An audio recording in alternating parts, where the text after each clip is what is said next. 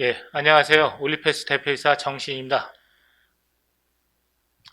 오늘 저희가 이제 그 거래소 IR을 하겠는데요. 작년 10월에 저희가 비마약성 진통제에 대한 임상 이상 허가를 호주 당국에 신청하고 난 후에 이제 진행한 것 같습니다. 아, 오늘은 이제 그 지난 8개월 동안 그 호주에서 진행하는 임상 이상 시험이 잘 진행돼서 그 경과에 대해서 주로 발표드리고요. 에, 그 중에 이제 그 전에 이제 회사나 뭐 그 간단하게 저희 기술에 대해 설명드리도록 하겠습니다. 먼저 회사 내용과 RNA 저희가 각 보유하고 있는 RNA 치료제 플랫폼에 대해서 설명드리도록 하겠습니다. 저희 회사는 주주님들이 잘 아시다시피 2006년에 설립됐고요. 저희가 하는 거는 세포 투과성이 우수한 인공유전자를 개발하여서 그를 이용해서 다양한 종류의 RNA 치료제를 개발하고자 회사를 설립하였습니다. 지금까지 이제 개발된 기술의 성능을 봤을 때 이 분야의 경쟁적 이제 그 선도 기업인 미국의 아나일람 파마슈티칼즈가 아이오니스라는 회사의 기술과 비교했을 때 월등히 우수하기 때문에 현재 저희가 갖고 있는 기술을 이용해서 세계 제1의 RNA 치료제 신약 개발 플랫폼 기업이 되고자 불철주야 노력하고 있습니다. 저희가 하는 사업 모델은 이제 저희가 개발하고 있는 일부 RNA 치료제 신약들을 이제 임상 효능이 나오는 시점 전후를 통해서 라이센스 아웃하는 모델이 하나 있고요. 그 다음에 이제 저희가 플랫폼 기술이다 보니까 유전자만 바꾸면은 다양한 RNA 치료제를 개발할 수 있기 때문에 초기 이제 상대방 기업들이 원하는 이제 유전자 타겟에 대해서 신약 공동 연구 개발을 하는 이런 두 가지 종류의 이제 비즈니스 모델을 갖고 있습니다. 이러한 투 트랙 비즈니스 모델은 아나엘람이나 아이오니스 등과 같은 이제 플랫폼 기업들도 비슷하게 운영하고 있기 때문에 저희도 이제 그런 관점에서는 별반 다르지 않다고 보고 있습니다. 여기서 보시다시피 이제 아나엘람이나 아이오니스 같은 기업들은 이제 시가총액이 아나엘람의 경우는 한 20조 정도 되고요. 한국 돈으로 아이오니스는 한 6조 정도 되는데 그거에 비해서 저희 회사의 시총은 생각보다 이제 훨씬 좀 낮은 편이죠. 저희가 판단하건대는 이제 저희 기술 자체가 아직까지는 임상에서 효능이 이제 그 입증됐다고 이제 인정받지 못하고 있기 때문에 저평가되어 있다고 보고 있기 때문에 저희 입장에서 볼 때는 비마익선 진통제 호주 임상 이상 시험의 성공이 이제 회사의 가치 제고의 가장 중요한 현안이라고 할 수 있겠습니다. 저희가 이제 플랫폼 기업으로서 다양한 종류의 RNA 치료제들을 개발하고 있는데요. 가장 앞선 프로그램이 통증 치료제라고 말씀드릴 수 있고요. 현재 호주에서 임상 2상이 진행되고 있습니다. 이상 시험은 현재 그 만성 관절염 통증 환자를 대상으로 이제 평가가 진행되고 있고 이상 시험의 가장 중요한 이제 목표는 진통 효능이 있다 없다라는 것을 확인하는 것이 하나가 있고요. 그 다음에 진통 효능이 있을 경우 약효 지속력이 한 달이나 두 달 정도 되는가를 확인하는 것이 가장 중요한 목표라고 할 수 있겠습니다.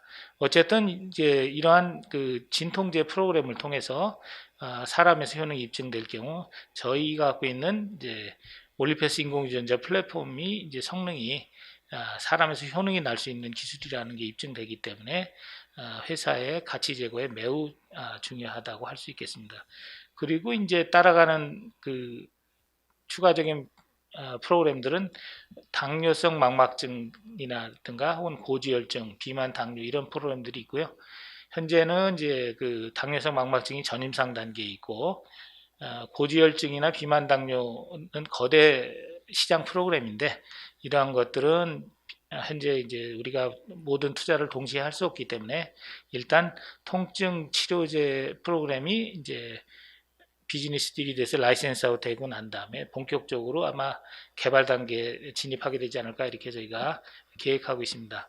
그 다음에 이제 많은 그 RNA 치료제 기업들이 희귀질환 치료제를 주로 개발하고 있는데 저희는 구태여 이제 희귀질환 치료제 개발을 안 해도 그 일반 그 환자들이 저렴한 가격에 이제 치료제를 공급받을 수 있는 이러한 기술이기 때문에 크게 희귀질환 치료제를 많이 안 해왔지만은 최근에 저희가 이제 누게릭병 치료제에 좋은 타겟이로 이제 확인된 STMN2라는 유전자를 대상으로 하는 누게릭병 치료제 프로그램을 운영하고 있습니다. 현재 요거는 이제 저희가 희귀질환 치료제지만 그래도 환자가 매우 많기 때문에 시장은 매우 큰 품목이라고 할 수 있겠습니다.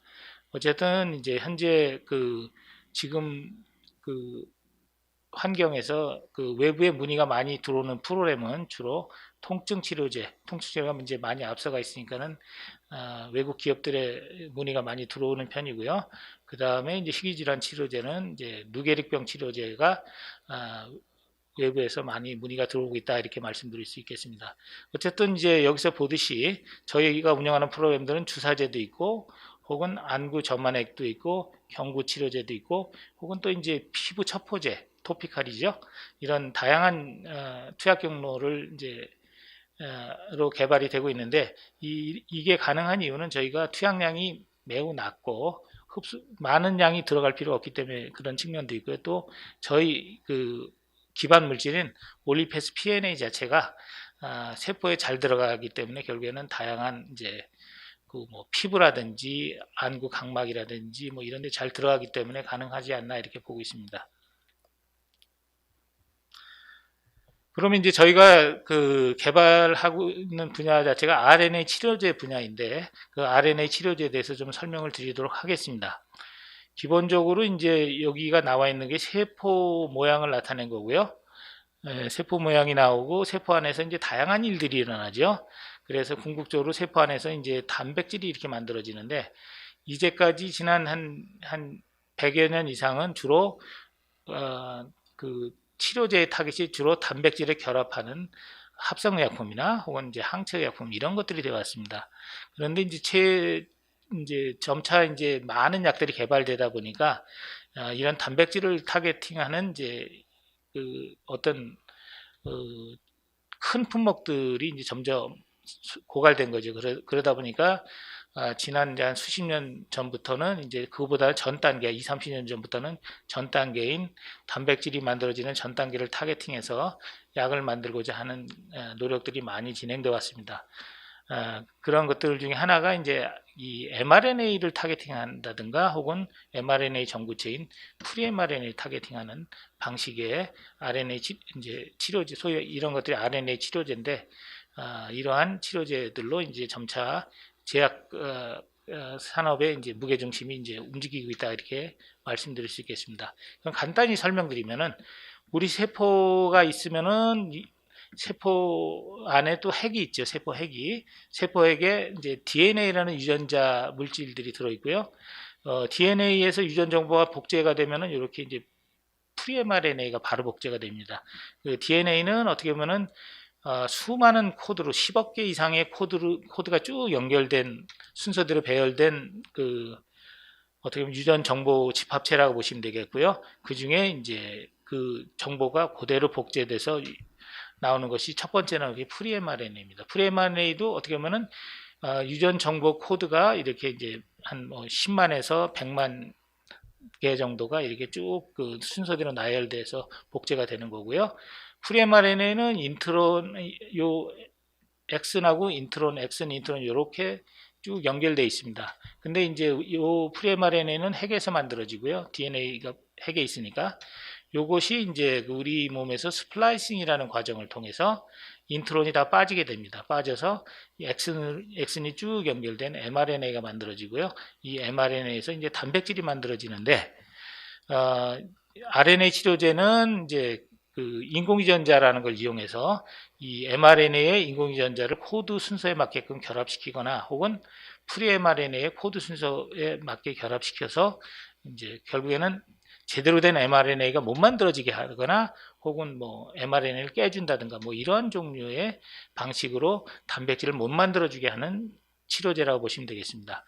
그러면 이제 이론적으로는 이게 굉장히 간단한데 여기서 가장 큰 문제는 아까 말씀드린 인공유전자를 이용해서 만들어진다고 말씀드렸는데 인공유전자가 코드가 한 15개에서 30개 정도를 커버해야지 치료제가 됩니다. 그래서 그러다 보니까 덩치가 매우 크죠. 기존의 합성의약품보다 RNA 치료제가 보통 30에서 50배 정도는 가뿐히 크니까 그 큰 덩치가 세포 안에 안 들어가고 그러다 보니까는 약효 자체를 내기가 어려운 분야가 RNA 치료제 분야라고 할 수 있겠습니다. 그래서 저희가 그 세포 안에 잘 들어가는 인공유전자를 개발하고자 회사를 설립했다고 말씀드렸는데 이러한 연유가 있기 때문에 그렇다 보시면 되겠습니다. 저희가 이제 세포 안에 들어가는 인공유전자를 만들기 위해서 이제 저희가 여러 가지 다양하게 알려진 인공유전자들이 있는데요. 그 중에 저희가 택한 것은 이렇게 펩타이드 골격을 갖고 유전자 코드가 이렇게 위에 이렇게 순서대로 나열되어 있는 인공유전자인 PNA라는 인공유전자를 선택했습니다. 이 이유는 뭐냐면 이것이 이제 30여 년 전에 이제 덴마크의 닐슨 교수님이 이제 발명한 건데 발명해서 이제 우수한 인공유전자로서는 우수한 성질이 있어서 RNA 코드에 맞춰서 설계가 가능하고 RNA에 잘 결합해서 효과가 좋은데 문제는 뭐냐면 이분이 30여 년 전에 개발했지만은 세포에 안 들어가서 한 번도 임상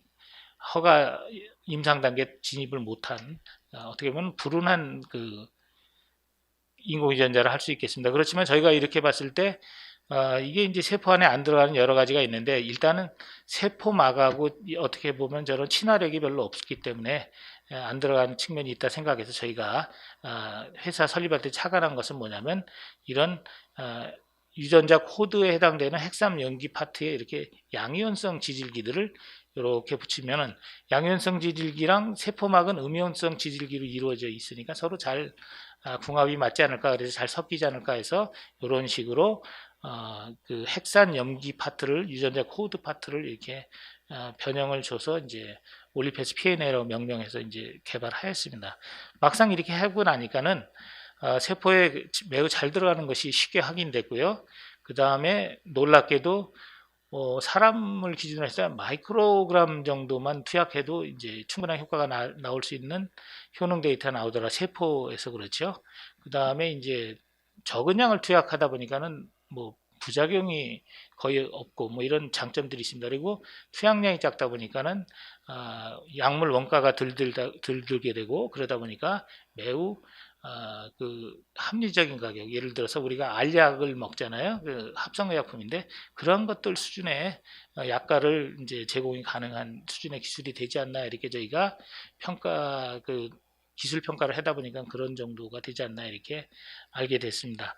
여기 밑에 나온 이제 사진은 뭐냐면 이 세포에 그 올리페스 PNA에 이제 녹색 형광체를 달고 처리하고 난 다음에 찍은 사진인데요. 녹색 형광체가 달린 이제 올리페스 PNA가 세포 안에 들어오면 이렇게 녹색 형광이 나오겠죠. 그럼 재밌는 게 세포를 둘러싸고 있는 세포막이 보이고, 그 다음에 세포 핵도 여기서 이렇게 보이고, 뭐 이렇게 구체적인 세포 구조까지 다 보이게 됩니다. 그리고 이제 세포 종류를 바꿨을 때도 비슷하게 그러한 이제 그 세포의 마이크로 스트럭처들이 보이고요. 세포가 요거는 여러 세포들이 이제 집합체되어 있는데 그거랑 상관없이 세포 안에 잘 들어가는 것들이 확인됐기 때문에 저희 그 올리페스 PNA 자체는 세포 안에 잘 들어간다는 것을 직관적으로 이렇게 알 수 있는 데이터라고 할 수 있겠습니다. 반면에 PNA는 녹색 형광체를 여기다 붙이고 난 다음에 이제 세포에 처리한 건데 여기 보면 이제 이 안에 세포가 있어요. 세포가 있는데 실제로는 이제 세포 안에 잘 안 들어가니까 형광이 잘 안 나오기 때문에 아무것도 없는 것처럼 보이죠. 그러니까 PNA는 세포 안에 잘 안 들어가지만은 올리페스에는 잘 들어간다는 걸 보여주는 이제 하나의 직관적인 데이터고요. 어쨌든 이제 뭐 우리가 우여곡절 끝에 다양한 이제 그 성능 평가를 통해서 저희 올리페스 PNA와 그 아나엘람이 이제 주로 개발하고 있는 siRNA 혹은 아이오니스가 개발하고 있는 안티센스 인공유전자랑 성능을 비교 요약한 테이블인데 이것은 기본적으로 이제 올리페스 PNA 세포 안에 들어가고 siRNA나 안티센스는 이제 안 들어간다는 게 특징이 있고요. 저희는 현재 상태에서는 프리 mRNA에 특화되어 있습니다. 타겟팅이 mRNA도 저희도 해봤지만은 mRNA보다는 프리 mRNA 특히 잘 들고 있고요. 그 그다음에 이제 매우 낮은 농도에서 작동된다. 기존 경쟁 기술들보다는 한 1조 배 낮은 농도에서 효과가 나니까는 굉장히 적은 양만 있어도 효과가 난다는 얘기죠. 그리고 사람에서 일을 한 사람 한 1마이크로그램 정도면은 임상 용량이 도달한다라고 볼 수 있고요. 그 다음에 이제 뭐 다양한 투약 경로로 개발이 가능합니다. 그렇지만 이제 경쟁 기술들은 주사제 이외에는 개발이 힘들고요. 그 다음에 이제 저희 약물은 투약했을 때 그 온몸에 이제 다양한 조직에 골고루 들어가는 특성이 있고요. 그러다 보니까 모든 질환을 대상으로 개발할 수 있다라는 장점이 있습니다. 반면에 siRNA나 안티센스는 주로 간이나 신장에 주로 분포하기 때문에 간이나 신장 관련 질환에 이제 주로 개발이 가능하고 그리고 또 이제 약값이 비싸다 보니까 이제 식이질환 치료제 중심으로 개발이 되는 반면에 저희는 약값도 싸고 그다음에 이제 식이질환 치료제에 연연할 필요가 없는 기술이 되겠죠. 이렇게 이제 모든 그 기술적 항목에서 저희 올리페스 PNA가 경쟁 기술에 비해서 월등히 우수한데 저희가 이제 이거는 이제 어떤 기능적인 입장에서 되는 거고요. 저희 기술에 아직까지 극복해야 될 것은 사람에서의 효능이 아직 입증이 안 됐기 때문에 이러한 것들이 진짜 그런지를 확인하는 것이 아마 이번 호주 임상 이상의 하나의 이제 중요한 그 목표가 되지 않겠느냐 생각하고 있습니다. 반면에 이제 경쟁 기술들은 이제 기술적인 한계는 있고 세이프티상의 한계도 있지만은 일단 시판 허가는 받았기 때문에 시장에서 인정하는 거는 일단은 기술은 사람에서 효능을 난다는 걸 인정을 받은 거죠. 반면에 저희는 아직은 사람에서 효능이 입증되지는 않았으니 가능성은 높지만은 입증되지는 않았다. 그래서 저희 회사 자체가 이제 저평가 상태라고 저희가 생각하고 있습니다. 자, 그러면 이제 그 올리페스 PNA 회사가 이제 올리페스 PNA를 만들면서 성장했는데 저희 기술이 어떤 그 과정을 통해서 진화하고 있는지를 요약한 건데요. 회사는 2006년에 설립됐고 실제로는 올리페스 PNA 인공유전자 자체 개발은 생각보다 빨리 됐습니다. 2009년에 이제 국제 특허를 출원해서 굉장히 빨리 된 거죠. 그 다음에 이제 저희가 회사 설립 초기에는 주로 mRNA를 타겟팅해서 이제 신약 연구를 많이 했고요. 그 중에 이제 일부 물질이 여기서는 이제 비마익선 진통제 중에 하나인 S638H라는 물질이 굉장히 낮은 투약 용량에서 이제 동물에서 효능이 나왔기 때문에 BMS가 이제 그거에 많이 감동해서 기술을 사갔었는데 문제는 이제 사갔을 때 이 S638H라는 물질은 mRNA를 기준으로 해서 이제 설계된 물질이라 데이터를 이렇게 쭉 해석하다 보니까는 좀 이해가 안 되는 측면이 있어요. 우리가 얻었던 다양한 데이터들을 평가했을 때 도저히 mRNA로는 설명이 안 돼서 이제 작은 기전이 불확실했던 거죠. 그래서 이제 우리가 고민하고 있던 차에 이제 이거 혹시 이제 프리-mRNA 타겟팅하는 거 아니냐? 왜냐하면 프리-mRNA나 mRNA나 서로 오버랩이 되는 구간들이 있거든요. 그래서 이제 저희가 이제 프리-mRNA가 아닌가 고민하던 차에 이제 작용 기전을 BMS랑 협업할 때 이제 밝히지 못했기 때문에 헤어졌지만 그 과정을 통해서 우리가 이게 프리-mRNA 타겟팅이라는 거에 대한 확신이 높아져서 점점 쭉 확인하다 보니까 이게 이제 프리-mRNA 타겟팅에서 엑슨을 스키핑한다 이런 것들을 알게 됐습니다. 그래서 지금 이제 주로 하는 거는 프리-mRNA 타겟팅으로 해서 약을 개발하고 있고요. 어쨌든 간에 이제 우리가 하는 거는 엑슨 스키핑 방식으로 현재 약이 개발되고 있습니다. 그리고 이제 신약 후보 물질을 지금 개발한 OLP100은 2015년 초에 실제로는 첫 번째 물질이 나왔고요.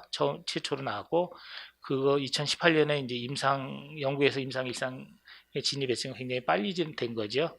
그리고 현재 임상 2상 단계가 와 있으니까 나름대로 그 회사 연역은 한 16, 7년 정도 되지만은 그 기술의 이해라는 측면에서는 어느 시점부터 굉장히 빨리 진행되고 있다 이렇게 말씀드릴 수 있겠습니다. 그런 와중에 이제 2020년에 코로나 사태가 터졌죠. 그래서 저희도 이제 이 코로나 치료제를 개발해 저희 기술 한번 적용해보자 해서 해봤는데 코로나는 어떻게 보면 코로나 바이러스는 RNA 덩어리라고 보시면 되겠습니다. 그러니까 mRNA랑 비슷한 거고요. 그러다 보니까는 이제 저희 기술이 앞서 말씀드린 mRNA 타겟팅에는 썩 성능이 이렇게 우수하지는 못합니다. 그래서 하다 보니까 안 되니까 우리가 이제 RNA 가위라는 거를 도입해서 mRNA 자르면은 코로나 치료제를 개발할 수 있나 해서 이제 RNA 가위 플랫폼을 개발하기로 이제 2020년부터 이제 쭉 해왔습니다. 그러다 보니까 현재는 어느 정도 이제 이쪽에 대한 이해도는 높아져 있고, 우리가 만약 RNA 가위 플랫폼이 개발에 성공하면은 아마 한 2024년 정도면은 그게 이제 개발이 완료될 것 같은데, 우리 회사 자체가 프리-mRNA 타겟팅 하는 것뿐만 아니라 mRNA 타겟팅도 할 수 있는 종합 RNA 치료제 플랫폼 기업이 되지 않겠느냐 이렇게 보고 있습니다. 그렇게 되면 회사가 전혀 새로운 차원으로 또 진화한다 이렇게 주주님들에게 약속드릴 수 있겠습니다. 어쨌든 이거는 이제 회사에 가는 거고요. 그 다음부터는 이제 비마익선 진통제 임상 개발과 관련해서 설명드리도록 하겠습니다. 비마익선 진통제는 좀 설명드릴 게 사전에 설명드릴 내용이 좀 있습니다. 그것을 설명드려야지만 저희가 왜 그 호주 임상을 왜 이런 방식으로 진행하고 있느냐를 이해하실 수 있기 때문에 우선은 간단하게 이제 비마익선 진통제에 관련된 기술이 어떤 거냐에 대해 설명드리도록 하겠습니다. 여기서 보시다시피 이제 전혀 통증을 못 느끼는 사람들이 있어요. 이런 사람들은 이제 집안에 여러 명이 있고 한 집안에, 그러니까 유전이 된다는 얘기죠. 그리고 이제 뭐 예를 들어서 팔이 부러져도 통증을 못 느끼고, 혹은 또 이제 뭐 칼로 찔려도 못 느끼고, 불에 이렇게 이 몸을 지져도 통증을 못 느끼는 사람들이 있습니다. 이런 사람들이 이제 유전자를 쭉 분석해 보니까 SCN9A라는 소집 이온 채널을 이제 발현하는 그 유전자가 이제 활성이 없다는 게 밝혀졌고요. 그것이 이제 밝혀진 거는 2006년에 네이처 페이퍼에 이제 퍼블리시가 됐죠. 그렇지만 이런 사람들이 통증 못 느끼지만 또 감각 기능은 또 멀쩡합니다. 그래서 이제 이 2006년에 발표된 논문의 내용에 따르면은 기본적으로 SCN9A라는 유전자의 기능만 없애면은 이 사람처럼 강한 통증이든 뭐든 통증은 전혀 못 느끼고, 그렇지만은 뭐 부작용은 없는 진통제를 개발할 수 있지 않겠느냐 해서 많은 회사들이 그 경쟁적으로 이제 SCN9A를 타겟팅하는 이제 뭐 진통제를 개발에 뛰어들었죠. 그 중에 하나가 이제 파이저도 되고, 머크도 되고, 그 다음에 GSK도 되고, 그 다음에 제넨텍도 그러고, 테바도 되고, 수많은 기업들이 이제 경쟁적으로 이제 여기에 이제 경쟁적으로 참여했는데, 문제는 뭐냐면 BMS도 그 중에 하나였죠. 근데 BMS는 그 뭐 희귀질환에 관련된 진통제를 개발하고자 했던 것 같아요. 제가 볼 때는. 어쨌든 간에 여기에서 문제가 뭐냐면 SCN9A라는 이제 소줌 채널 유전자 중에 하나인데, 그것이 이제 여기 나비 1.7이라는 이제 단백질을 이렇게 발현합니다. 나비 1.7 명명이 이제 나비 1.9가 아니라 1.7인데, 여기서 보면 이제 나비 1.7이 이렇게 이제 도나스 모양의 형태를 띠고 있고요. 세포막에 이렇게 중간에 껴 있습니다. 이것이 하는 역할은 뭐냐면 세포 밖에 있는 소듐 이온을 세포 안으로 넣어주는 역할을 합니다. 근데 문제는 뭐냐면은 이런 소듐 이온 채널이 한 10여 종 이상 존재해요. 그리고 다 모양은 단백질 구조는 거의 대동소이합니다. 그러다 보니까는 이제 소듐 채널 중에 나비 1.7만 선택적으로 딱 잡아내기가 이제 현실적으로 어려운 거죠. 그래서 앞서 말씀드린 수많은 다국적 제약회사들이 요 나비 1.7에 작동하는 이제 선택적으로 작동하는 진통제를 개발하기 위해 노력을 했지만은, 투자를 많이 했지만은 다들 이제 포기를 한 상태가 되겠습니다. 저희는 이 프로그램이 2008년부터 시작했고요. 저희가 이렇게 이제 그 SCN9A 유전자나 다른 소듐 이온 채널들인 SCN5A나 뭐 이런 것들을 쭉 비교해 보니까 단백질의 3차원 구조하고는 달리 그 SCN9A가만 특화된 이제 유전자 코드 순서들이 이렇게 배열되어 있는 구역들이 일부 있었어요. 그래서 저희가 RNA 치료제 방식으로 하면은 그 SCN9A만 선택적으로 잡아낼 수 있지 않나 이렇게 생각해서 이 프로그램이 2008년부터 쭉 진행해 왔고요. 그리고 현재에 이르고 있습니다. 초기에는 mRNA 타겟팅을 해서 개발했지만은 어느 시점부터는 이제 2015년부터는 프리-mRNA로 옮겨갔죠. 그래서 그렇게 해서 발굴된 물질이 OLP1002이고요. 현재 호주에서 임상 2상 단계에 진입해 있습니다. 지금 이제 나비 1.7에 선택적으로 작용하는 이제 RNA 치료제뿐만 아니라 다양한 이제 그 합성의약품들이 현재 임상 개발이나 뭐 R&D 단계에 있는데 그 중에 이제 모든 회사들의 이제 파이프라인들을 이렇게 나열했을 때 현재 가장 앞선 것이 올리페스의 OLP1002이고요. 대웅제약의 이제 그 진통제는 임상 1상이 있다고 알려져 있고요. 그 다음에 이제 기타 이제 작은 기업들이 많이 있죠. 근데 이제 왜 큰 기업들이 없냐 궁금하신데, 큰 기업들이 초기에 굉장히 많이 투자를 가서 다 실패를 너무 많이 했기 때문에 이제 여기서는 이제 기다리고 있다고 저희는 이제 보고 있습니다. 왜냐하면 자기들이 했을 때 효율적이지 못하다 결론 졌고, 이제 실질적으로는 뭐 자기네들이 하는 것보다는 적절한 시점에서 라이센스인을 하는 게 낫지 않겠느냐 해서 이제 기다리고 있다고, 이제 시장 상황이 그렇다고 저희는 판단하고 있고요. 어쨌든 이 분야에서는 가장 앞선 물질이 OLP1002라고 보시면 되고, 그런 관점에서 퍼스트 인 클래스 약물이라고 이제 말씀드릴 수 있겠습니다. 그러면 이제 OLP1002가 어떻게 통증을 억제하느냐를 좀 살펴보겠습니다. 이게 이제 사람의 이제 신경 네트워크들을 이렇게 쭉 하는 건데요. 뇌에서 이제 척추를 따라서 신경이 나오고, 신경이 각 이제 말초로 이렇게 신경 네트워크가 쭉 내려오죠. 만약에 우리가 이쪽에 통증이 있다, 관절에 통증이 있다 그러면 통증 신호가 신경을 감지돼서 신경을 타고 이렇게 척추를 통해서 이제 뇌까지 전달되고, 뇌까지 전달이 안 되면 통증을 하고 전혀 못 느낍니다. 왜냐하면 허리가 이제 부러진 분들은 전혀 하반신에 통증을 못 느끼잖아요. 그거와 마찬가지로 사람의 통증을 느끼는 거는 통증 신호가 뇌에서 감지돼서 돼야지만 이제 통증으로 인지하기 때문에 그렇게 보시면 되겠습니다. 그러면 소듐 이온 채널 나비 1.7이 하는 역할이 뭐냐면은 여기서 이제 말초에서 감지된 신경을 이제 통증 신호가 이제 여기 이제 신경을 타고 이제 척추까지 가야 되는데, 척추까지 갈 때 실제로는 신호가 그렇게 강하지 않습니다. 그래서 증폭이 필요한데 그런 증폭 역할을 하는 게 소듐 이온 채널 나비 1.7이라고 보시면 되겠고요. 한번 말초에서 척추까지 가는 한 번 증폭이 필요하고, 척추에서 또 뇌까지 갈 때 한 번 더 증폭이 필요해서 척추에도 있습니다. 그래서 어떻게 보면은 그 소듐 이온 채널 나비 1.7이라는 것 자체가 뭐냐면은 통증 신호의 증폭기라고 보시면 되겠습니다. 그러면 이제 OLP1002가 하는 역할은 소듐 이온 채널 나비 1.7의 발현을 억제하는 거니까 증폭기를 없애주는 거죠. 그러다 보니까는 여기서 통증이 있어서 신호가 감지돼도 위로 못 올라가는 거죠. 증폭이 안 되니까. 그러니까는 저희가 하는 거는 통증 신호를 꺼주는 두꺼비집이라고 보시면 되겠습니다. OLP1002라는 게. 근데 이제 이건 사람은 이렇고요.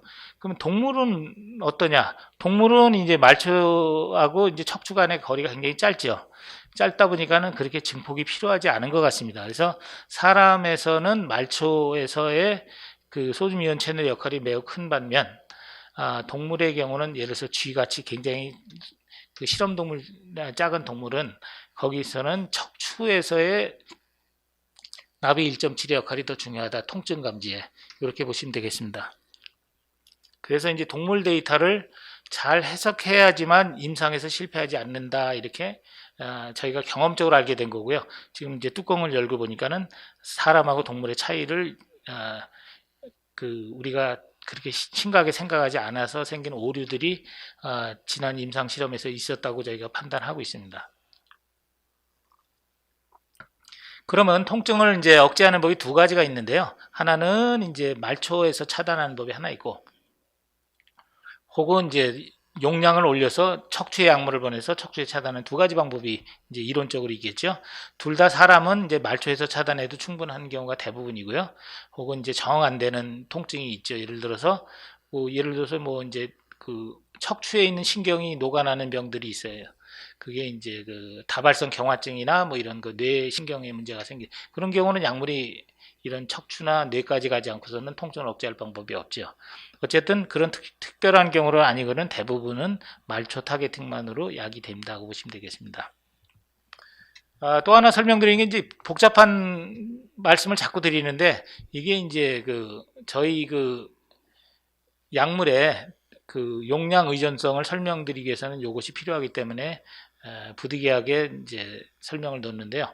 저희 약물은 세포에 처리했을 때 이제 아까 얘기한 이제 타겟 단백질 나비 1.8의 발현을 억제한다고 말씀드렸고요. 저희가 하는 거는 뭐냐면 농도를 올리면은 이제 이렇게 효과가 발현을 억제해서 잘 억제하죠. 그래서 일정 계속 올려도 계속 잘 유지하다가 발현 억제를 잘 유지하다가 특정한 농도 이상이 되면 이제 오히려 효과가 반감되는 이제 특징이 있습니다. 이거는 뭐냐면은 프리에마린 타겟팅에서 나온 어떤 작용 기전하고 관계된 방식이기 때문에 저희가 피할 수가 없습니다. 그러니까 용량이 적정 효능 구간이라는 게 있고 그거보다 넘으면은 이제 오히려 효능이 감소한다 이런 특징이 있습니다. 근데 다행인 것은 이 적정 효능 구간이 효능이 나오기 시작한 구간부터 한 10,000배 정도는 올려야지 효능 구간이 이제 10,000배를 올려도 효능 구간이 유지되기 때문에 약을 개발할 때는 큰 문제는 없습니다. 대신 우리가 생각하듯이 용량 의존성이 이렇게 농도를 올림에 따라서 이렇게 해서 이렇게 진행되면 좋겠지만은 예측 가능하지만은 이 뒷부분에서 떨어지는 부분이 있기 때문에 임상 투약량을 정할 때 이러한 것을 감안해서 해야 된다 이렇게 하는 이제 어떻게 보면 이제 좀 더 생각해야 되는 방식의 치료제죠. 어쨌든 이러한 특징이 있고 또 아까 얘기했듯이 말초랑 척추의 약물이 분포를 어떻게 하느냐에 따라서 이제 또 이제 약효가 다양하게 날 수 있다고 말씀드렸는데요. 이거는 이제 말초에 우리가 약물을 투약했을 때 말초가 보통 10배, 중추신경보다 10배 더 많이 분포합니다. 그게 뭐냐면 중추신경에 말초에 있는 용량하고 같은 용량으로 분포를 시키려면은 한 10배 이상을 더 투약해야지 같은 용량이 이제 중추에 분포하게 된다. 그래서 일반적으로 이건 저희 물질만의 문제가 아니라 일반적으로 많은 대부분의 의학들이 중추신경에는 잘 분포를 안 하는데 그나마 저희 약물은 세포 투과성이 우수하기 때문에 뭐 여러 가지 중추신경에 들어가는 BBB 배리어라고 하네요. 블러드 브레인 배리어가 있는데 그런 것들을 뚫고는 들어가는데 그래도 저희도 좀 어느 정도 용량은 좀 더 투약해야 된다 이렇게 말씀드릴 수 있겠습니다. 어쨌든 여기서 보시다시피 근데 시간에 따라서 168시간은 일주일이거든요. G에서 투약하고 일주일 동안 해도 약물이 꽤 많이 유지된다. 중추나 큰 변화 없이 이제 중추나 말초나 일주일 투약하고 일주일 돼도 이제 약은 용량은 계속 유지된다라는 걸 봐서는 우리가 약효 지속력은 굉장히 긴 약물이지 않느냐 이렇게 저희가 이러한 데이터에서도 판단할 수 있습니다. 그러면 이제 이러한 여러 가지 주변 정보들을 갖고 그리고 이제 얼마 전에 우리가 호주 임상 1B 시험에서 얻었던 여러 가지 이제 임상 결과들을 토대로 해서 용량 곡선을 저희가 추정해 봤습니다. 그러면 약을 이제 이게 마이크로그램 단위인데 아마 말초에서 작용에 특화된 것이 아마 1마이크로그램 정도가 되지 않겠느냐. 1마이크로그램을 투약하면은 처음에는 이제 효과가 잘 나오겠죠. 그 다음에 이제 어느 정도 약이 들어가면 빠지게 되죠. 빠지게 돼서 이제 약효가 이제 없어지게 되는 이런 과정을 갈 테고요.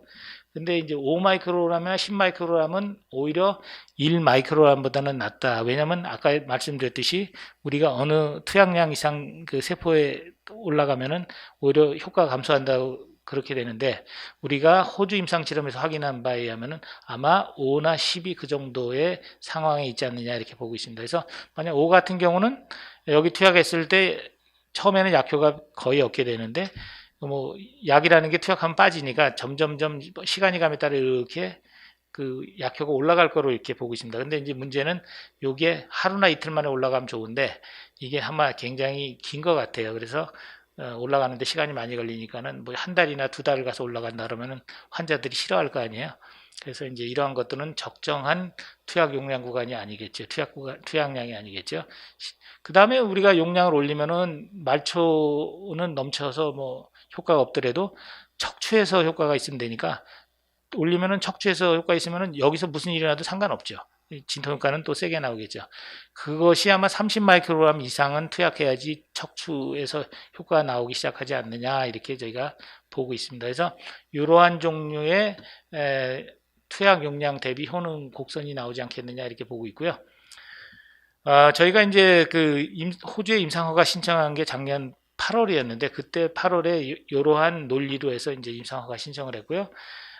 그 당시에 저희가 이제 관절염 같이 이제 말초 통증 같은 경우는 말초만 타겟팅했을 때는 아마 1 내지 2 마이크로면 충분하지 않겠는데 2 마이크로 아마 요 정도 될 거예요. 요 정도에서 한 2주 정도에 빠지면서 이제 약효가 최적에 떨어지게 될 것 같고 하는데 요 정도 될 것 같고 이제 그래도 이제 기술을 사가는 입장에서는 빅파마 입장에서는 진짜 그런지 궁금하겠죠. 그래서 저희가 이제 궁금하기 때문에 이제 호주 임상 이상 시험에서는 1에서 80까지 해서 여기서도 효과가 잘 나온다는 것을 보여주는 이러한 실험 디자인이 되겠습니다. 자, 그러면 이제 우리가 그 임상 허가 신청하기 전에 예상했던 거는 말초신경 타겟은 아까 말씀드렸듯이 1 내지 2 마이크로그램 정도라고 했고요. 중추신경 타겟은 뭐 한 30 마이크로그램 이상이라고 보는데 저희가 이제 지금 이제 그 임상 이상에서 초기 데이터 이렇게 나오는 거 봐서는 한 50 정도 이상이면은 꽤 나올 거라고 이렇게 이제 예상되고 있습니다. 그랬을 때 이제 말초신경은 약효 지속력은 한 1개월이나 2개월 정도는 무난히 나올 거라고 저희가 이제 추정했고요. 이러한 것들을 확인하는 것이 이제 호주 임상 시험이라고 보시면 되겠습니다. 그리고 진통 효능은 60에서 80%, 마약이 40에서 50%니까 마약보다 진통 효능이 강한 거죠. 그러니까 저희가 마약보다 효능은 강하지만 부작용이 없는 약을 개발한다 이렇게 보시면 되겠고요. 대부분의 통증은 말초만 제어해도 이제 충분히 이제 커버가 되고 동시에 이제 척추를 커버해도 이제 되긴 하는데 일부 통증은 예를 들어서 허리나 목이나 디스크가 망가진 통증 같은 경우는 척추에 약물이 안 가면 안 되겠죠. 그러니까 이런 몇몇 경우 빼놓고는 대부분이 말초만 타겟팅해도 충분하다 이렇게 보시면 되겠습니다. 그러면 이제 우리가 만약에 일주일 주사제를 개발하고 있는데 주사제 환자 입장에서는 주사를 뭐 일주일에 한 번씩 맞으라 그러면은 처음에는 뭐 많이 아플 때는 그거라도 감지덕지해서 이제 고맙다고 생각해서 맞는데 문제는 여러 번 환자들이 주사를 자주 맞다 보면 이것도 괴로운 거거든요. 그러다 보니까는 주사제로 개발할 때는 되도록이면은 너무 자주 맞는 약은 인기가 없다. 아무리 약효가 좋든 뭐든 간에. 그래서 이제 저희가 희망하는 거는 1차 요법 치료제, 의사나 환자 입장에서는 통증이라는 것을 첫 번째 선택할 약물로 이렇게 간주될 때 이게 시장 매출 올리기가 쉬운데 그럼 1차 요법 치료제가 되느냐 안 되느냐에서 이제 많은 것이 좌우되겠죠. 그래서 우리가 만약에 1차 요법 치료제라고 할 경우에는 주사제 입장에서는 투약 주기가 한 달이나 2달은 돼야 된다. 예를 들어서 일주일에 한 번이나 2주일에 한 번은 조금 곤란하다 이렇게 보고 있고요. 만약에 그럴 경우에는 얼마나 팔 수 있느냐를 저희가 한번 시뮬레이션 해봤습니다. 그래서 만성 통증을 대상으로 한번 시뮬레이션 해본 거고요. 그리고 우리가 선진국 한 10억 명의 인구의 10% 환자의 10%를 우리가 커버한다고 했을 때 이제 어느 정도 팔 수 있냐를 봤을 때 연간 약가를 1000불로 했을 때는 한 전체 매출액이 한 300억 불 정도 추정이 되고요. 2,000불 되려면은 600억 불 정도로 이렇게 시뮬레이션이 됩니다. 2,000불은 신약으로서는 그게 굉장히 저렴한 가격이죠. 지금 요즘 이제 신약 약가들이 굉장히 비싼데 2,000불이면은 20년 전에 이제 신약 1년치 약가다 이렇게 보시면 되겠습니다. 굉장히 저렴한 가격이고 그럴 경우 600억 불의 매출이 올릴 수 있다. 이렇게 이제 보고 있습니다. 그래서 1차 요법 치료제가 되느냐 안 되느냐가 굉장히 중요하다. 왜냐하면 이게 이제 사업성이 굉장히 커 보여야지 데이터가 모든 데이터가 나오기 전에도 그 사가는 측 입장에서는 선점하겠다라는 어떻게 보면은 이제 선점하겠다는 어떤 의지가 생기는데 매출액이 고만고만하다 그러면 아주 특별한 경우 아니고서는 선점할 이유가 별로 없죠. 그래서 일자요법 치료제가 되느냐 안 되느냐가 조기 라이센스 아웃에 굉장히 중요하다 이렇게 말씀드릴 수 있고요. 그러면 이제 만약 일자요법 진통제가 아니다 그러면은 뭐 20에서 50억 불 정도 되니까 그냥 평범한 신약이라고 보겠죠. 물론 연간 매출액이 20억이나 50억 불이면은 작은 건 아니죠. 작은 건 아니지만은 그래도 그 빅파마 입장에서는 그보다는 아이템이 훨씬 큰 거를 원하겠죠. 그러다 보니까는 이제 일차요법 치료제가 되느냐 마느냐가 사업성에 굉장히 중요하다고 말씀드릴 수 있겠습니다. 근데 여기서 이제 중요한 거는 뭐냐면 그 매출액이 300억에서 600억 불 된다는 얘기는 웬만한 작은 기업들이 실제로는 이제 팔 수 있는 구조는 아니에요. 그러니까는 이 정도 되려면은 빅파마처럼 영업 라인이 쫙 넓게 깔려 있는 데 아니고서는 이 정도 매출을 시현할 수 없으니까 저희가 만약 일조요법 치료제라는 거 확인되고 나면 팔아야 될 대상은 아마 빅파마가 될 수밖에 없지 않느냐. 중견 파마로서는 좀 감당하기 힘든 이제 그 숫자다 이렇게 보고 있습니다. 어쨌든 간에 호주 임상의 이상의 목적은 이제 효능이 기본적으로 우수해야 되겠죠. 플러스 이제 긴 약효 지속력을 확인하는 것이 호주 임상 시험의 핵심 목표라고 말씀드릴 수 있고요. 그렇게 이제 호주 임상을 통해서 1차요법 치료제로 개발될 수 있어 보이면은 실제로는 조기 수치는 그렇게 어렵지 않다고 이렇게 저희가 판단하고 있습니다. 실제로 그런 방향으로 움직이고 있고요. 자, 그러면 이제 구체적으로 이제 그 호주 임상 이제 초기 데이터가 어떻게 나왔냐를 이제 설명드리도록 하겠습니다. 지금 말씀드릴 내용은 이제 1단계 호주 임상 시험의 이상 시험의 1단계에 대해서 있고요. 오픈 라벨 시험입니다. 호주 임상 이상 시험은 이제 관절염 통증 환자를 대상으로 하고 있고요. 지금 봤을 때는 총 60에서 한 90명 환자면은 충분할 것 같습니다. 아까 말씀드린 시험 목적은 이제 그 진통 효능을 60에서 80% 나타내는 용량을 확인하는 거고, 그 다음에 약효 지속력이 1개월 이상 되는 것을 확인하는 것이다. 이렇게 말씀드릴 수 있고요. 1단계에서는 이제 그 환자가 오픈 라벨이라는 건 뭐냐면은 환자도 그 자기가 투약받고 있는 약물을 알고 있고, 그 의사도 알고 있고, 그러니까는 자기가 약을 맞고 있다는 걸 알고 있고 반응하는 거죠. 그래서 이제 오픈 라벨이고, 여기서는 그 1, 3, 10, 25, 50, 80 마이크로그램을 환자가 1회씩 한 사람이 1회씩 이렇게 맞습니다. 그래서 각 투약군별로 환자 5명이 배정돼 있고요. 이렇게 해서 한 번 맞고 한 달 동안 약효 평가를 한다고 보시면 되겠습니다. 여기서 이제 어떻게 보면 적정 용량을 탐색하고자 이제 1단계를 둔 거고요. 1단계에서 이제 적정 용량이 어느 정도 추정이 되면은 그 용량이 진짜 이제 그 위약군하고 비교했을 때 진짜 효과가 있느냐라는 걸 확인하는 2단계에 진입하게 됩니다. 2단계는 현재 1단계에서 나온 결과로 추정해 봤을 때 위약, 그 다음에 1마이크로그램, 2마이크로그램 이런 세 가지 투약 시험군에 대해서 평가가 이루어지지 않겠느냐 이렇게 저희가 판단하고 있습니다.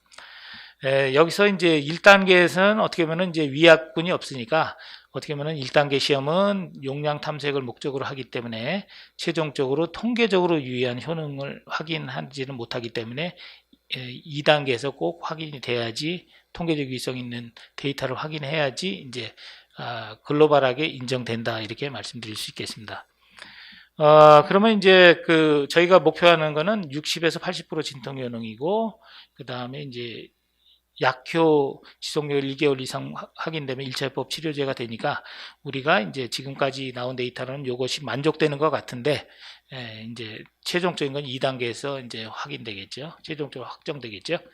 그러면 이제 60에서 80% 진통 효능을 좀 다시 한번 살펴보면은 관절염 치료로 널리 쓰이는 콕스트 저해제나 그 저해제나 혹은 소염 진통제 같은 경우는 진통 효능이 30에서 40%밖에 안 됩니다. 지금 그럼에도 불구하고 이제 환자들이 이러한 이제 관절염 치료에 쓸 수밖에 없는 이유는 뭐 다른 약이 없기 때문에 그렇습니다. 그리고 이제 이러한 약들은 위나 장에 이제 출혈 위험이 있고 심장마 위험이 있기 때문에 이제 문제는 있죠. 그렇지만 약이 이거밖에 없기 때문에 환자들이 처방되고 있는 주요한 1차 요법 치료제고요. 마약성 진통제들은 이제 진통효능은 그 마약 종류마다 좀 다르겠지만은 강한 것이 40에서 50% 정도 진통 효능이니까 우리가 60에서 80% 진통 효능이란 거는 굉장히 높은 그 목표라고 생각하시면 되겠습니다. 그리고 실제로 마약성 진통제보다 강한 진통제는 시판되는 게 없습니다. 물론 이제 그런 건 있죠. 마취제. 근데 마취제는 정상적 생활을 못 하잖아요. 통증을 전혀 못 느끼지만 정상적 생활을 하게 하는 과정에서 처방받을 수 있는 약 중에 진통효능 이 정도 목표로 되는 것은 없다고 보시면 되겠습니다. 현재 호주 임상 2단계 진행 현황을 요약한 건데요. 현재 50 마이크로그램까지 투약이 쭉 진행되어 있고요. 25 마이크로그램까지 투약은 다 끝났습니다. 그리고 이제 30일 평가가 되는데 30일 효능 평가가 이제 10 마이크로그램까지는 끝났고요. 그 다음에 이제 통증 스코어는 워맥이라는 스코어 방식과 바스라는 방식으로 되어 있는데 입력이 좀 따라오는데 시간이 걸립니다. 그래서 이런 것들이 데이터를 이제 최종적으로 이제 정리하는데 아직까지 미진한 거고요. 그 다음에 50 마이크로그램 한 명이 투약됐고 우리가 80 마이크로그램까지 하려면은 한 7월 중순 정도면 다 끝나지 않을까 이렇게 보고 있습니다. 근데 최종적이 끝나는 거는 통증 스코어 입력이 다 끝나야 되는 거니까 그거보다 이제 1단계는 끝나는데 한 9월 정도 넘어야지 끝나지 않을까 이렇게 보고 있습니다. 입력되는데 시간이 걸리기 때문에. 근데 이제 문제는 뭐냐면은 저희가 이제 좀 빨리 진행해야 되는 여러 가지 이유가 있는데 그래서 이제 2단계는 요 단계 고용량 투약은 시간이 좀 데이터 취합이 덜 끝났어도 그냥 저용량으로 이상 2단계를 진입하지 않을까 이렇게 계획하고 있습니다. 실제로 이제 1마이크로그램 투약근의 통증 평가 결과를 요약한 건데요. 이게 바스 방식으로 평가한 거고 바스는 뭐냐면은 환자한테 얼마나 아프냐를 0에서 10까지 이렇게 물어봅니다. 어느 위치에 있는가? 10은 이제 뭐 굉장히 아픈 거죠. 참을 수 없는 고통을 10이라고 그러고 0은 없는 거고 그 단계에서 이제 물어봤을 때 환자들을 훈련시켜서 어느 정도 되는지를 이제 선택하게 만드는 방식의 통증 평가 방식이고요. 이게 실제로는 제일 잘 맞습니다. 단지 이제 환자별로 반응하는 게 좀 다르기 때문에 편차가 있지만은 제일 이제 통증의 지표로서는 제일 잘 맞는데 우리가 이제 처음에 출발은 한 6.5 정도 평균이죠. 그러니까 5명의 환자가 1마이크로그램에서 평균 약 투약 직전에는 6.5 정도였는데 뭐 투약을 하고 난 다음에 당일날 이제 한 60% 근처에 통증 억제가 나왔고요. 그 다음에 이제 한 일주일 지나니까 한 85% 정도 떨어지고 그 다음에 한 2주 되니까 한 70%까지 유지는 어느 정도 했지만 70% 정도 됐고 그 다음에 이제 여기까지 아직 입력이 다 안 끝났기 때문에 데이터를 정리 안 했는데 한 일부 환자들 입력이 안 돼서 5명 중에 일부 환자가 입력이 덜 돼 있기 때문에 요까지만 데이터를 보여드리는 거고요. 워맥 방식으로 했을 때는 그러니까 뭐냐면 진통효능이 매우 강한 편이죠. 바스 방식으로. 그리고 여기서 별표는 뭐냐면 여기 있을 때 오차랑 반영해서 통계적으로 분석을 했을 때 투약 전하고 투약 후에 이제 통계적으로 다 차이가 난다. 진통 효능이 잘 유지된다. 라는 걸 보는 거고 5명 환자를 기준으로 했을 때 투약 전하고 투약 후는 통증이 통계적으로 유의하게 잘 억제된다라는 걸 보여주는 데이터고요. 그 다음에 이제 워맥 방식으로 이제 스코어링 한 거는 이제 30일까지 이제 데이터가 정리되어 있습니다. 그래서 이거는 뭐냐면 통증을 직접 물어보는 게 아니라 통증에 관련된 행동들이죠. 예를 들어서 계단을 올라갈 때 어느 정도나 힘들었느냐 정도를 물어봐서 0에서 4까지 물어보게 해서 그런 항목들을 이제 한 통증에 관련된 한 5항목들이 20점 만점이겠죠. 20점 만점으로 해서 환자별로 이렇게 쭉 한 거를 평균을 내서 한다 보니까 4일 정도 됐을 때 투약 후 4일 됐을 때 한 75% 되고요. 나머지 30일 정도니까 한 48% 나온 거 봐서는 꽤 이제 그 마약 수준 정도까지는 이제 마약하고 직접 비교는 안 한 데이터지만은 마약 수준 정도까지는 30일이 지나도 약효가 유지된다라는 것을 이제 보여주는 데이터고요. 워맥 토탈은 또 이제 스코어를 매기는 게 페인뿐만 아니라 이제 관절이 붓고 뭐 이런 행동성들도 있잖아요. 행동 여러 가지 지표들을 더해서 이거는 96점이 만점인데 그렇게 했을 때 이제 대강 이제 뭐 40% 정도 한 달 정도 지났을 때 40% 정도까지는 진통 효능이 유지된다. 물론 이제 맥시멈은 한 68% 되니까 굉장히 강한 거죠. 어쨌든 간에 그 워맥이나 바스 방식으로 했을 때 우리가 아까 말씀드린 60에서 80%는 무난하게 이제 진통 효능이 유지되고 물론 30일까지는 유지되지 않지만은 이제 그거는 이제 좀 이따 설명드리겠습니다. 이게 왜 그 만성 통증에는 충분한가를 설명드리도록 하겠습니다. 어쨌든 간에 이렇게 됐고요.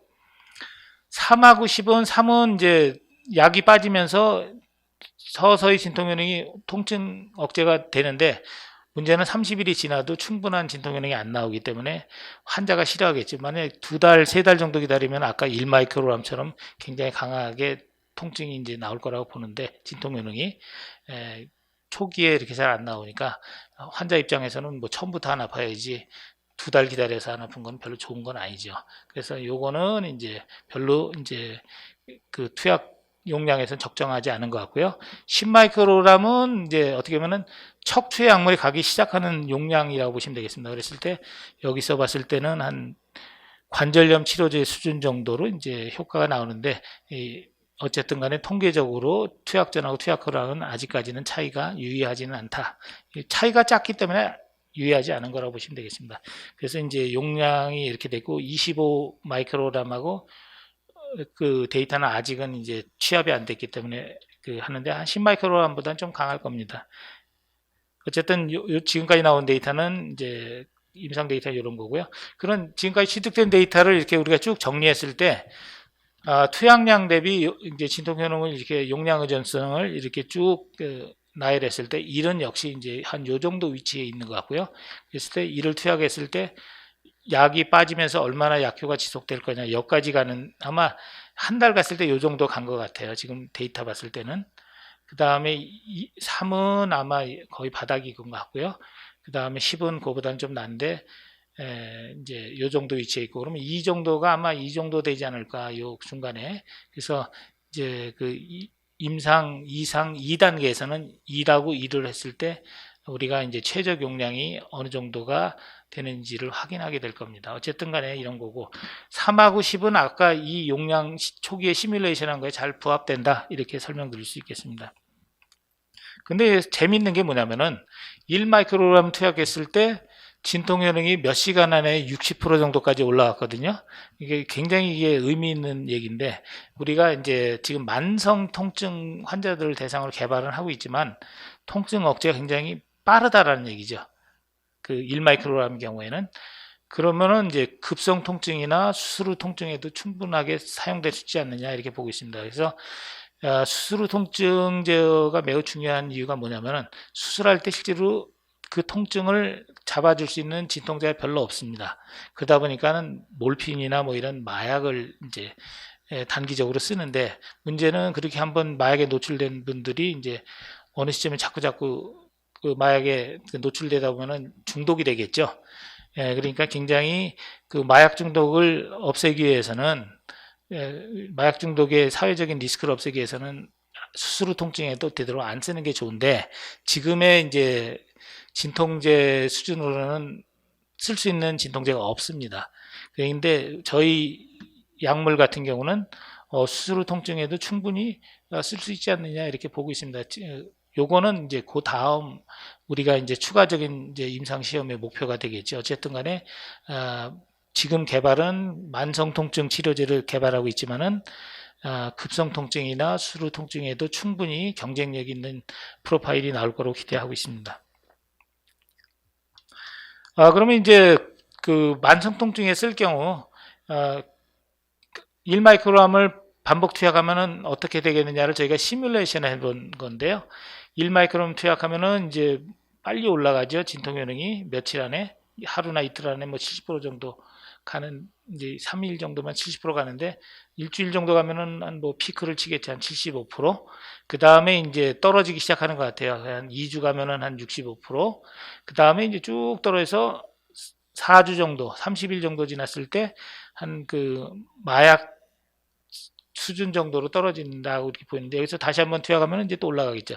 여기서 출발점은 여기였는데 여기 출발점이 높으니까 이렇게 이제 시뮬레이션을 보면 이렇게 되니까 두 번째 투약부터는 70에서 한 85% 정도에서 효능이 유지되겠다라게 보고 있습니다. 그리고 세 번 투약이나 네 번 투약 이렇게 되면은 자기가 환자라는 것을 까먹게 되는 정도 되니까, 뭐 통증이 없으면 그때 주사 맞을 필요 없죠. 다시 통증이 생기면 그때 와서 한 서너 번 맞고 그 몇 개월 쉬다가 다시 와서 맞으면 되지 않겠느냐 이렇게 보이고 있습니다. 그래서 전체적으로 이러한 정도 프로파일이 되니까 만성 통증 치료제로서는 이제 최적의 1차 요법 치료제 프로파일이 아닌가 이렇게 보고 있습니다.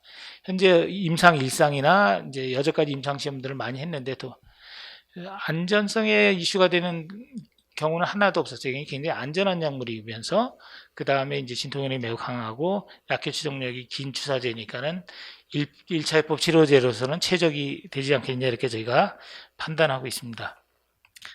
그러면 이제 1차 요법 치료제로 1마이크로그램이 좋은, 굉장히 이제 프라미싱하니까 저희가 이제 2단계 시험에 이제 들어갈 준비를 하고 있는데요. 2단계는 앞에 말씀드렸듯이 위약군하고 비교하는 실험입니다. 그리고 환자도 모르고 이제 투약받는지 모르고 맹물이 투약되는지 약물이 투약되는지를 모르고 의사도 모르는 이러한 방식으로 진행할 계획으로 있습니다.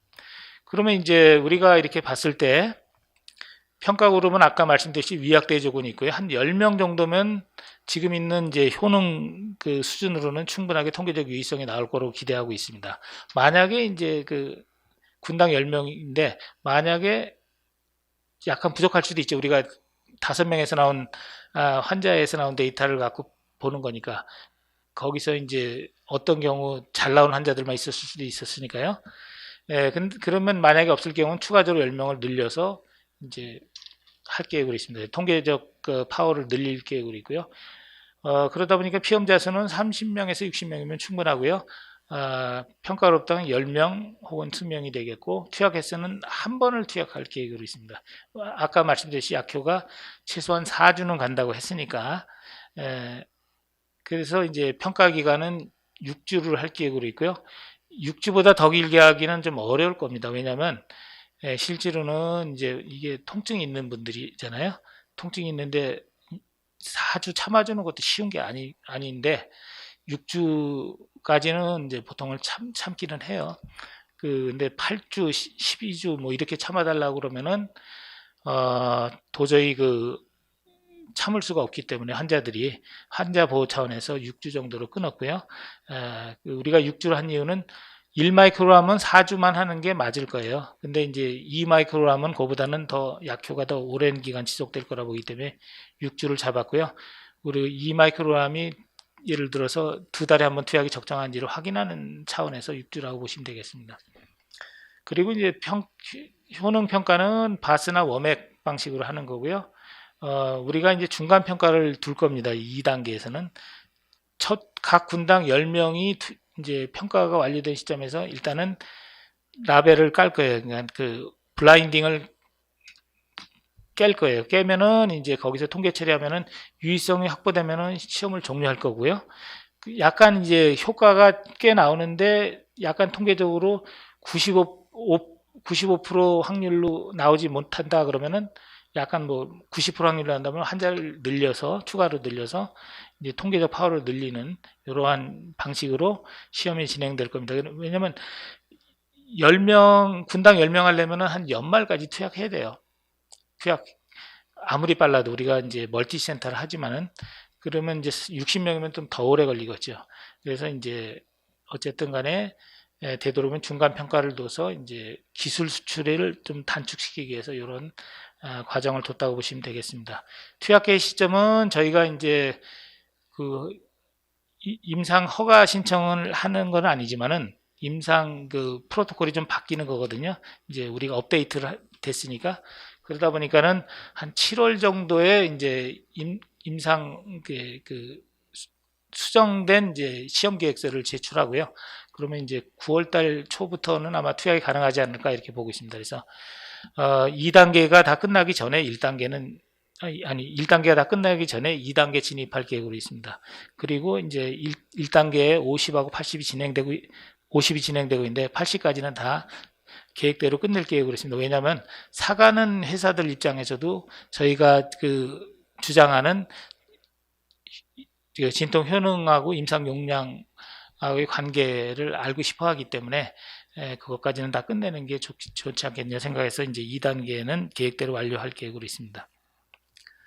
이거는 이제 만약에 이제 2단계에서 1마이크로그램하고 2마이크로그램을 단회 투약했을 때 이제 어떤 방식의 진통 효능이 나올 거냐를 이게 시뮬레이션 해본 건데요.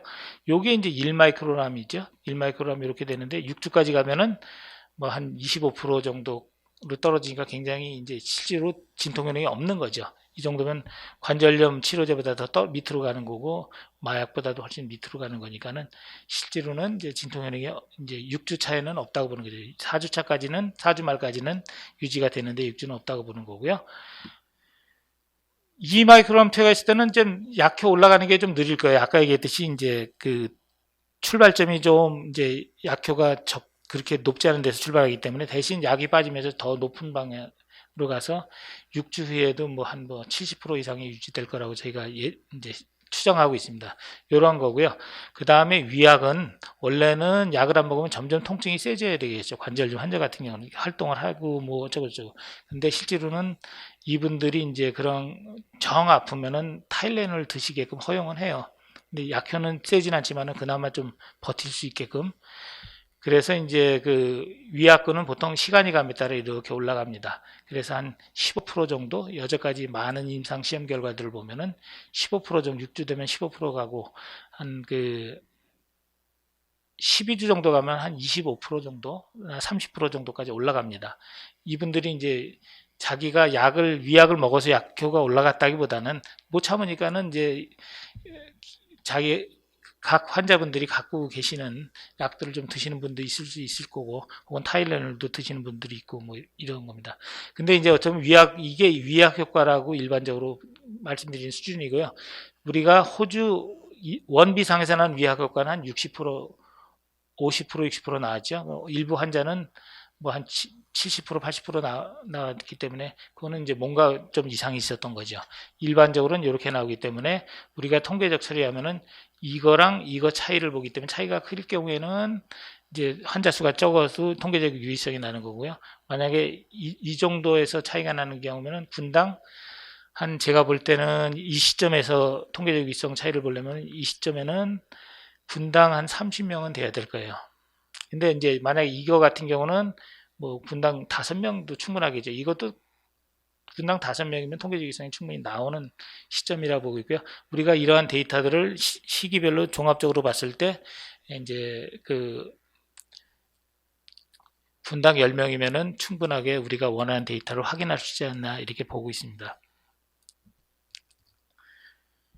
그리고 이제 저희가 이거는 이제 호주에서 진행된 임상 계획에 대해서 말씀드린 거고요. 관절염 통증은 사람들이 생각할 때는 이제 염증성 통증이라고 생각하는 경향이 있습니다. 근데 이제 통증이 두 가지 종류가 있는데 하나는 염증이 생겨서 신경이 이제 좀 맛이 가서 이제 통증이 나오는 경우가 있고요. 또 하나는 이제 신경이 손상돼서 나오는 통증이 있는데 지금까지 나온 이제 진통제 중에 염증성 통증을 제어하는 것은 대부분이 이제 소염 진통제겠죠. 관절염 치료제로 널리 쓰이는. 근데 이제 그 신경이 손상이 돼서 나오는 통증들은 실제로 제어가 될 수 있는 약물이 없습니다. 그러다 보니까 신경이 막 너무 이제 흥분된 상태니까는 계속 아프겠죠. 치통 같은 거 생각하시면 돼요. 치통 계속 아프잖아요. 그리고 치통을 없애기 위해서 쓰는 약들이 뭐 소염진통제 써도 약효가 별로 없고 그러다 보니까 결국에는 그 신경을 죽이는 치료를 하게 되죠. 치과에서. 그것이 이제 어떻게 보면은 신경 손상성 통증의 하나의 패턴이라고 보시면 되겠습니다. 신경 손상성 통증은 대부분이 별로 약이 없기 때문에 사람 이제 주로 쓰는 약이 간질 치료제처럼 신경이 굉장히 흥분한 사람들이 먹는 게 간질 치료제 아니에요? 그런 간질 치료제 같은 거를 처방해서 몸을 축 다운시켜서 신경을 무디게 만들어진 거나 혹은 우울증 치료제 같은 걸 써서 이제 신경을 무디게 만드는 이러한 방식의 치료제들이 이제 쓰이고 있었는데 문제는 뭐냐면 그러한 진통제들이 말은 진통제는 아닌데 통증용으로 쓰이는 약들이 실제로는 정상 생활을 하기는 어렵죠. 그리고 그 우울증 치료제를 통증을 억제하기 위해서 쓰는 거는 조금 이제 환자 입장에서도 환자 보호 차원에서도 좋지는 않은 거죠. 그래서 이제 그 신경 손상성 통증에 대한 그 시장의 수요가 굉장히 큽니다. 그 빅파마들이 원하는 게 1차적으로 원하는 게 신경 손상성 통증 치료제라고 보시면 되겠고요. 그래서 저희가 준비하고 있는 거는 미국에서 임상 이상을 별도로 하는 시험인데 그 항암 치료를 하면은 이제 신경이 이제 망가지게 돼요. 그래서 이제 통증이 만성 통증이 새는데 그게 어떻게 보면은 신경 손상성 통증의 굉장히 이제 하나의 그 좋은 모델이라고 할 수 있는 거고요. 우리가 그러한 것들을 하기 위해서 이제 그 우리가 이제 관절염에 대해서는 잘 이해하고 있지만은 이런 항암 치료에서 생기는 통증에 대해서 잘 저희가 전문가는 아니거든요. 그러다 보니까는 이제 전문가의 도움을 좀 찾고자 SAB를 구성했습니다. 그래서 저희 첫 번에 가장 먼저 영입한 분이 이제 스티븐 왁스만 교수님이고요. 이분은 예일대 교수님입니다. 그래서 소듐 채널, 이온 채널에 관련해서 이제 통증이 생기는 것을 최초로 제안하신 분이에요. 나름대로 이 분야에 나비 1.7 분야의 그 선구자라고 보시면 되고요. 이분이 이제 처음에 저희가 이제 모셔오고 난 다음에 이분이 다 위촉하신 분들이에요. 그래서 나름대로 전문가들이고 그 다음에 이제 항암 치료 관련된 통증 전문가는 이제 그 여기 그 MD 앤더슨 캔서 센터에 계신 이제 그 살 압디 교수님이 있고 그 다음에 이제 그 과학적인 백그라운드를 제시하시는 분이 이제 옆에 계신 교수님으로 MD 앤더슨 캔서 센터에 교수님으로 계시는 패트릭 도어티 교수님이 있습니다. 그리고 이분은 통계 전문가예요. FDA랑 그 많은 그 임상 시험에 대해서 이제 조언을 해주고 계신 분이고요. 그러면 이제 우리가 미국 임상 이상에서는 뭐를 할 거냐? 임상 기간은 일단 MD 앤더슨 캔서 센터로 이제 저희가 나름대로 정했고요. 그 다음에 이제 임상 관리는 이제 CRO는 코반스랑 하기로 이제 계약이 돼 있습니다. 그리고 임상 단계는 EA 단계고요. 아까 얘기했듯이 이제 항암 치료에서 이제 신경이 망가지신 분들이 이제 되고 있고 현재 진행된 거는 미국하고 프리 IND 미팅을 이제 어떻게 보면 이제 IND 하기 전에 사전 상담하는 시스템 제도죠. IND 미팅이 이제 진행 중에 있고 현재는 진행이 서류 심사 방식으로 되어 있습니다. 저희는 이제 그 처음에 이제 그 페이스 투 페이스 미팅을 하려고 계획했었는데 FDA가 일이 너무 많이 밀려 있어 서류 방식으로 이제 진행하고자 해서 이제 이렇게 진행되고 있고 이미 프리 IND 미팅에 대한 모든 그 신청은 끝났고 5월 중순에 끝났고 심사가 진행되고 있습니다. 임상 시험 책임자는 아까 말씀드린 살 압디 교수님이고요. 그 다음에 이제 미국의 임상을 하기 위해서 OL11002의 원료 의약품을 CGMP로 이제 이미 생산이 완료됐고요. 과거에 이제 호주 임상 시험하던 것들은 영국이나 호주 임상 실험하던 것들은 EU GMP에 맞춰 생산했던 거지만 미국은 CGMP를 요구하기 때문에 별도로 이제 추가 생산을 했습니다. 그 다음에 이제 주사제는 CGMP 미국 이제 영국이나 호주에서 임상하던 거는 다 CGMP로 생산했지만은 요번에 원료가 CGMP로 생산된 걸 써야 되기 때문에 3차 생산을 진행하고 있습니다. 물론 이제 1차, 2차 생산분들 주사제들이 실제로는 유효기간이 거의 다 1차는 끝났고요. 2차가 이제 어느 정도 만료되기 때문에 그 미국에서 하는 시험에는 어차피 이제 갈 수가 없기 때문에 어차피 3차 생산을 할 수밖에 없었어요. 그래서 대구가 있고 이제 미국의 IND를 언제 할 거냐? 프리 IND 미팅에서 이제 그래서 미국 FDA가 얘기를 해줄 겁니다. 이러한 것들을 보완하든가, 혹은 뭐 보완해서 IND를 하든가, 혹은 뭐 이 정도만 해도 충분하지 않느냐 정도를 이제 얘기해 줄 겁니다. 그 의견에 맞춰서 서류를 추가로 보완하든가 혹은 이제 하는 것 측면이 하나 있고 또 하나는 호주에서 나온 임상 결과를 거기다 첨부해서 추가로 임상 허가서를 이제 IND를 할 계획이죠. 아마 10월경이 되지 않을까 이렇게 보고 있습니다. 그래서 미국 임상 허가 신청 임상 시험 계획은 이제 약간 딜레이가 한두 달씩 되고 있는데 대강 이런 방식으로 진행되고 있고 올해 중으로는 투약이 시작될 수 있도록 땡기도록 하겠습니다.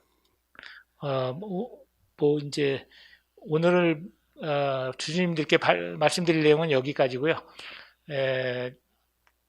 우리가 가끔 이제 보도 자료를 통해서 가끔 이제 임상 진행 현황들을 좀 업데이트 해드리는데 그것만 갖고는 충분하게 설명이 안 돼서 이 자리를 빌어서 호주에서 진행된 임상에 대해서 좀 설명드릴 기회가 된 것 같습니다. 어쨌든 경청해 주셔서 대단히 감사합니다. 크게 걱정하시지들 마시고요. 그냥 믿고서 그냥 기다려 주시면 감사드리겠습니다.